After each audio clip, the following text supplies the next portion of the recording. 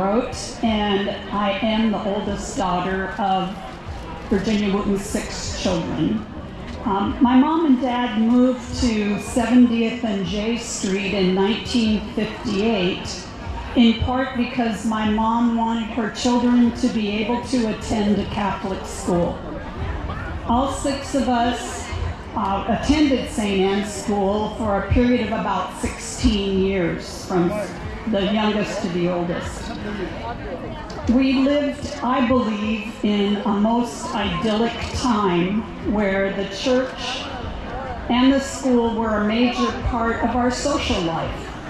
We had our own personal family gatherings, but we also had our church family gatherings. We all made friends with our classmates because they were also our neighbors. Many of those friendships have carried over far into our adult lives, and I saw people already here this morning that I went to school with. When I attend events here with my mom, it's like a mini reunion with people I've known since my childhood. 4 of the 6 of us were married in this parish, and several of my mom's grandchildren were baptized here and received their first sacraments. My grandma was buried from here, and also my father. The parish is a vital part of my mom's social life. To this day, she attends Mass every Saturday evening, except for this morning with us, but she's part also of the parish quilting group. And after 67 years as a parishioner here, she couldn't imagine being anywhere else. I asked my family about some of their favorite memories of our years here at St. Anne, and one person in particular played a major role in all of those memories: Father Milner. Father Milner could scare the life out of you, but he could also be soft-hearted under that gruff exterior. One brother said that serving Mass for Father Milner was traumatizing. Another brother said when he passed out on the altar, Father Milner carried him to the back. Each memory of him is different depending on which of us you ask. He officiated at my wedding 53 years ago, and 52 years ago, my sister's wedding was his last before he retired. We had many great priests in those early years as well as assistant priests: Father Barry, Father Slate, Father Mike O'Brien, to name a few. Given Father Milner's Irish heritage, we had an annual St. Patrick's Day bazaar and program. Each of the classes would put on some sort of skit or act, and then we had a big bazaar. It was great fun and something that I personally look forward to every year. In 1965, Tacoma experienced a 6.7 magnitude earthquake, and all of the students were in the old St. Anne Church for morning Mass before school.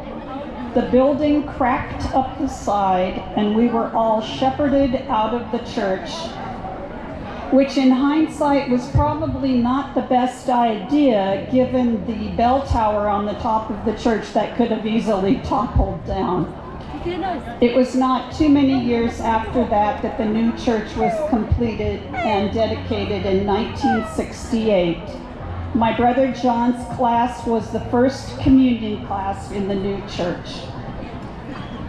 One important item mentioned in discussion with my family was the quality of education. The members of my family felt that they learned more in their years at St. Anne's than they did in the rest of their years of schooling.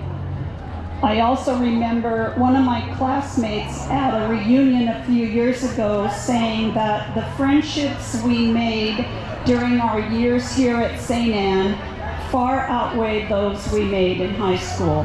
We grew up together, we learned the basics of life from the Benedictine nuns and the lay teachers, and it laid a foundation for a lifetime of respect not only for ourselves but for others. Sharon mentioned Hot Dog Day, which was a great memory for one of my brothers. As she said, we didn't have hot lunches, but we did have Hot Dog Day, where you could have your hot dog plain or with mustard, and you got a cupcake that was made by one of the moms. What a great memory. Recess was also a very important part of school, and we played on this playground, which is now the parking lot for the church. That was our playground.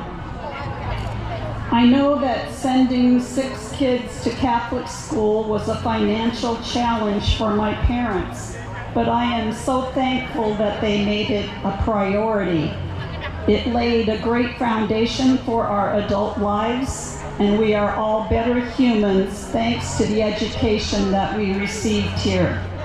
So thank you, Sister Teresa, for asking my mom to speak, although she volunteered me instead.